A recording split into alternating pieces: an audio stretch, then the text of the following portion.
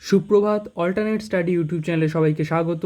আমি অনির্বাণ এবং আজ আমরা আলোচনা করব 30শে জুন 2021-এর গুরুত্বপূর্ণ কারেন্ট অ্যাফেয়ার্স এবং তার রিলেটেড জিকে।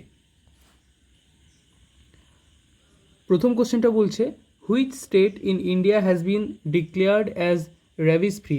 অর্থাৎ ভারতের কোন রাজ্য সম্প্রতি র্যাবিস ফ্রি ঘোষণা করা হয়েছে? র্যাবিস, তোমরা জানো র্যাবিস ভাইরাস, কুকুরে কামড়ালে যে ভাইরাসটা আক্রান্ত করে আমাদেরকে, যা থেকে জলাতঙ্ক হয়। তো র্যাবিস বলতে র্যাবিস ভাইরাস জলাতঙ্কের জন্য যেটা দায়ী।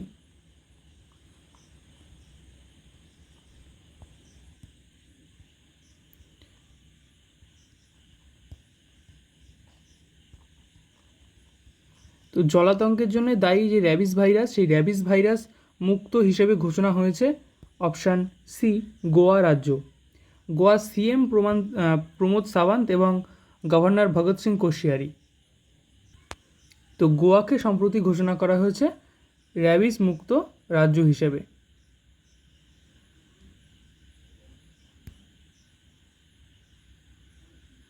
র্যাবিস মুক্ত ঘোষণা করা হয়েছে। Next question, who won Styrian Grand Prix recently? অর্থাৎ সম্প্রতি কে স্টাইরিন গ্র্যান্ড প্রিক্স জিতেছে? 2021-এর স্টাইরিন গ্র্যান্ড প্রিক্স। স্টাইরিন একটা জায়গার নাম, যেটা অস্ট্রেলিয়া নয় কিন্তু অস্ট্রিয়া, ইউরোপিয়ান কান্ট্রি একটা, অস্ট্রিয়া। তো সেখানকার এই যে জায়গাটা স্টাইরিয়ান, সেখানকার ফর্মুলা 1-এর রেসিংয়ে কে জিতেছে?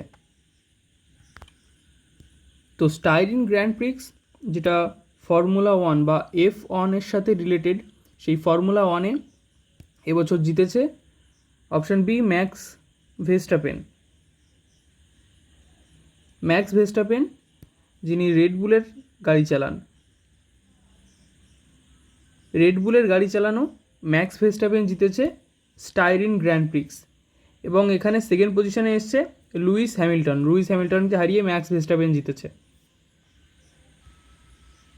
এবং সেই সাথে সাথে ম্যাক্স ভেস্টাপেন ওয়ার্ল্ড চ্যাম্পিয়ন হিসেবে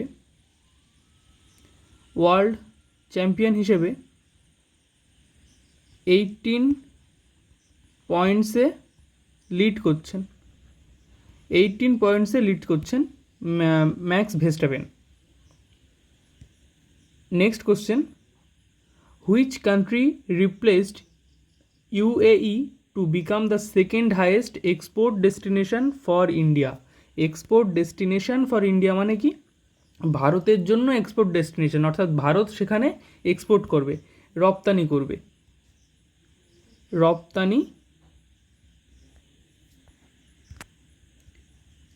রপ্তানির জায়গা, রপ্তানি স্থল। তাহলে ভারতের জন্য রপ্তানির জায়গা তৈরি হয়েছে দ্বিতীয় পজিশনে কোন দেশে? এটার উত্তর হবে অপশান সি, চায়না। এবং চায়না বিট করেছে কাকে? UAE-কে। আগে সেকেন্ড পজিশনে ছিল UAE, বর্তমানে সেকেন্ড পজিশনে চলে এসেছে চায়না। এবং ফার্স্ট পজিশনে আছে কে?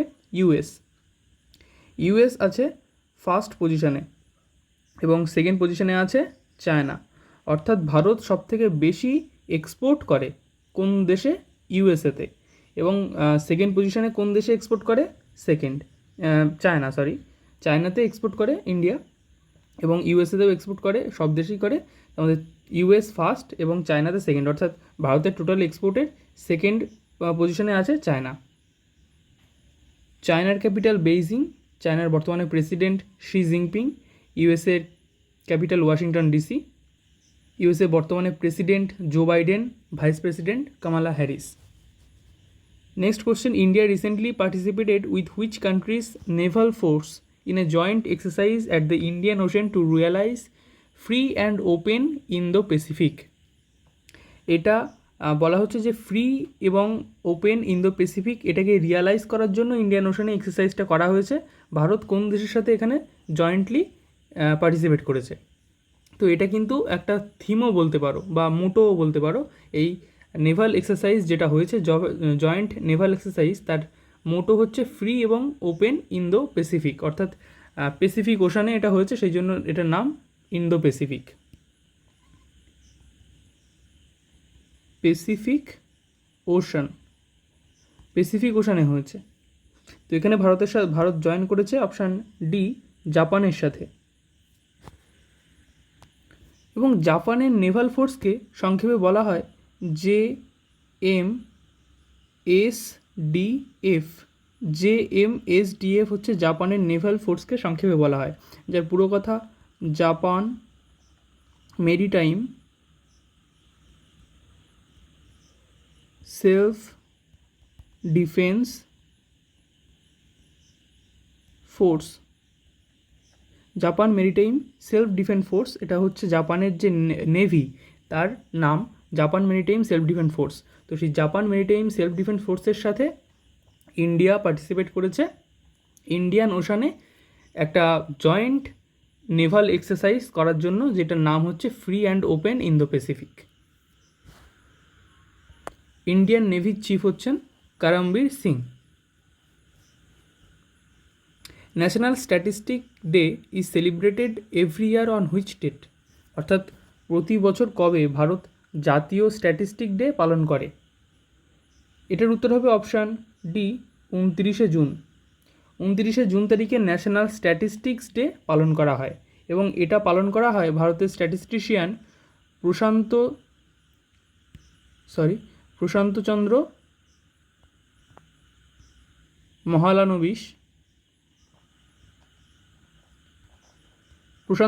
মহালানোবিশের জন্মদিন উপলক্ষে পালন করা হয় ন্যাশনাল স্ট্যাটিস্টিক ডে, যেটা 29শে জুন তারিখে। Next question, international day of tropics is celebrated every year on which date? অর্থাৎ কোন ডেটে ইন্টারন্যাশনাল ডে অফ ট্রপিক্স পালন করা হয়? তো এটারও উত্তর হয়ে যাবে অপশান ডি 29শে জুন। 29শে জুন তারিখে পালন করা হয় international day of ট্রপিক্স। Next question, researchers at which IIT have developed algorithms for drones to help study how fire behaves in space station, shuttle and satellites? অর্থাৎ কোন আইআইটি রিসার্চাররা তারা একটা algorithm তৈরি করেছে, যে অ্যালগোরিদমটা ড্রোনগুলোকে সাহায্য করবে আগুন সেটা স্পেস স্টেশনে কীভাবে ছড়িয়ে পড়ে, কীভাবে আচরণ করে, স্পেস শাটেলে কীভাবে আচরণ করে, এবং স্যাটেলাইটের মধ্যে কীভাবে আগুনটা আচরণ করে। অর্থাৎ স্যাটেলাইট, স্পেস শাটেল এবং স্পেস স্টেশন, এই সমস্ত জায়গায় যদি কখনো আগুন লেগে যায় তাহলে সেই আগুনটা কিভাবে বিহেভ করবে সেইটাকে স্টাডি করার জন্য যে ড্রোন, সেই ড্রোনের অ্যালগোরিদম তৈরি করেছে কোন আইআইটির রিসার্চাররা? তো এটার উত্তর হবে option A IIT Madras. IIT মাদ্রাসের যে রিসার্চার তারা একটা অ্যালগোরিদম তৈরি করেছে। অ্যালগোরিদম দিয়ে কম্পিউটার চলে, ড্রোন বা সব কিছু ইলেকট্রনিক্স ডিভাইস সেগুলো অ্যালগোরিদমের উপরে বেস করে চলে। সেরকম একটা অ্যালগোরিদম বানিয়েছে যেটা ড্রোনগুলোকে হেল্প করবে, ড্রোনগুলোর জন্য অ্যালগোরিদম বানিয়েছে যে ড্রোনগুলোর কাজ কি, ড্রোনগুলো হেল্প করবে স্টাডি করতে আগুন কীভাবে স্পেস স্টেশন, স্পেস শাটেল এবং স্যাটেলাইটের মধ্যে বিহেভ করে, কীরকম আচরণ করে আগুন। কারণ যেহেতু এই সমস্ত স্থানে অ্যাকচুয়ালি গ্র্যাভিটি থাকে না, তো সেখানে গ্র্যাভিটিও থাকে না, সেখানে এয়ার থাকে না। তো আমাদের পৃথিবীর মধ্যে যেহেতু গ্র্যাভিটি, এয়ার এগুলো সবগুলো থাকে, এয়ার প্রেশার থাকে, তো এয়ার ফ্লো হয়, তার জন্য আগুন একরকমের বিহেভ করে। কিন্তু স্পেস স্টেশনে সেখানে তো গ্র্যাভিটি নেই, সেখানে আর্টিফিশিয়াল তৈরি করা হয়, এয়ার তৈরি করা হয়, কিন্তু অ্যাকচুয়ালি এয়ার নেই। বা স্পেস শাটেল এবং স্যাটেলাইটের বাইরে যদি হিসেব করি তাহলে স্যাটেলাইটের বাইরে কোনো মহাশূন্য, সেখানে কোনো বায়ু নেই। তো সেসব জায়গায় আগুন লাগলে সেটা কীভাবে কাজ করবে, সেটার জন্য অ্যালগোরিদম বানিয়েছে IIT Madras. Praveen Sinha has been appointed as special director of, অর্থাৎ প্রবীণ সিনহা কিসের স্পেশাল ডিরেক্টর হিসেবে নিযুক্ত হয়েছে? স্পেশাল ডিরেক্টর, এটার উত্তর হবে অপশান সি। উত্তরটা বলেই দিচ্ছি, সিবিআই, যেটাকে আমরা বলি central bureau of investigation. Central bureau BUREAU of investigation.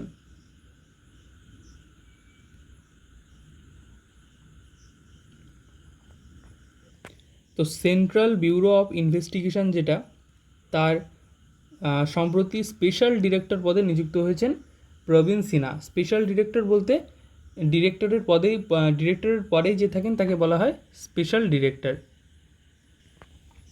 CBI এর ডিরেক্টর হচ্ছেন সুবোধ কুমার জয়সওয়াল।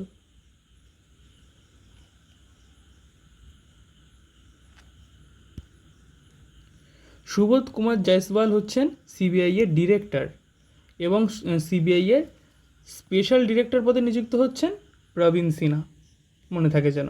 তাহলে সিবিআই এর ডিরেক্টরকে জিজ্ঞেস করলে সুবোধ কুমার জয়সওয়াল উত্তর হবে, এবং স্পেশাল ডিরেক্টর জিজ্ঞেস করলে সিবিআই এর অপশান হবে প্রবীণ সিনহা। ডিরেক্টরের পরেই কিন্তু থাকে স্পেশাল ডিরেক্টর, পদমর্যাদার দিক থেকে দ্বিতীয় পজিশনে থাকে স্পেশাল ডিরেক্টর, এবং প্রথম পজিশনে থাকে শুধু director. Next question, the chairman and managing director of engineers India limited. তাহলে সিএমডি বা chairman and managing director of engineers India limited, তাহলে সিএমডি অফ ইআইএল, যেটাকে আমরা বলি ইআইএল, ইঞ্জিনিয়ার্স ইন্ডিয়া লিমিটেড, এই অর্গানাইজেশনটা সংক্ষেপে বলা হয় ইআইএল, পুরো কথা হচ্ছে ইঞ্জিনিয়ার্স ইন্ডিয়া লিমিটেড, নামটা যেন মনে থাকে, ইঞ্জিনিয়ার্স ইন্ডিয়া লিমিটেড ইআইএল। তার চেয়ারম্যান এবং ম্যানেজিং ডিরেক্টর অর্থাৎ সিএমডি, যার নাম R K. Sabharwal. R K. Sabharwal has been honoured with, তাকে সম্মান দেওয়া হয়েছে কিসের? The Order of Polar Star. এই অ্যাওয়ার্ড তাকে দেওয়া হয়েছে the Order of Polar Star. তো এইটা কোন কান্ট্রির হায়েস্ট সিভিলিয়ান অ্যাওয়ার্ড? এটার উত্তর হবে অপশান ডি, মঙ্গোলিয়া। মঙ্গোলিয়ার হায়েস্ট সিভিলিয়ান অ্যাওয়ার্ড হচ্ছে the Order of Polar Star. তো সেই the Order of Polar Star, যেটা মঙ্গোলিয়ার হায়েস্ট সিভিলিয়ান অ্যাওয়ার্ড, সেটা দেওয়া হয়েছে ইঞ্জিনিয়ার্স ইন্ডিয়া লিমিটেডের চেয়ারম্যান এবং ম্যানেজিং ডিরেক্টর আর.কে. সাভারওয়ালকে। আর.কে. সাভারওয়াল, নামটা যেন ভালো করে মনে থাকে, আর.কে. সাভারওয়াল। নেক্সট কোশ্চেন, এবং এখানে বলে রাখি জাপানের হায়েস্ট সিভিলিয়ান অ্যাওয়ার্ড হচ্ছে Order of the Rising Sun. এটা কিন্তু জাপানের award, Order of the Rising Sun. Next, a book title fearlessly female, the Dutee Chand story. Dutee Chand একজন অ্যাথলিট, ইন্ডিয়ান অলিম্পিক অ্যাথলিট,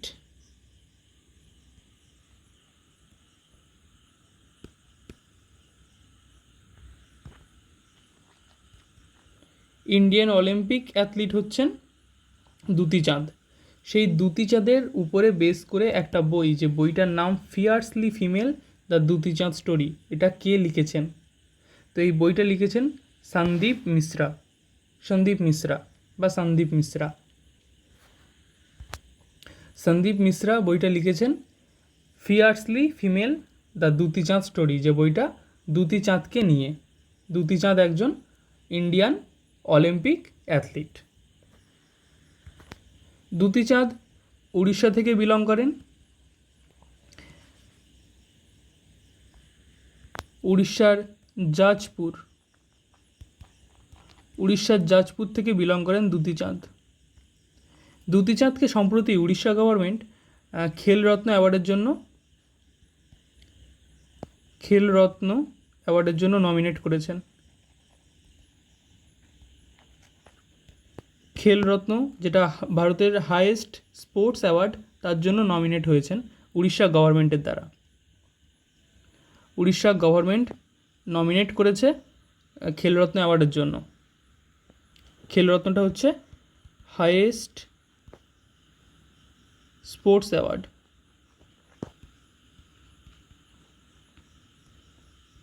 ভারতে হাইয়েস্ট স্পোর্টস অ্যাওয়ার্ড অর্থাৎ স্পোর্টস রিলেটেড অ্যাওয়ার্ডগুলোর মধ্যে সবথেকে বেশি সম্মানের এটা হচ্ছে খেলরত্ন, যেটা রাজীব গান্ধী খেলরত্নও বলা হয়। রাজীব গান্ধী খেলরত্ন বা খেলরত্ন অ্যাওয়ার্ড, সেটার জন্য নমিনেট করা হয়েছে দ্যুতি চাঁদকে উড়িষ্যা গভর্নমেন্টের দ্বারা। উড়িষ্যার সিএম নবীন পটনায়ক, গভর্নর গণেশী লাল।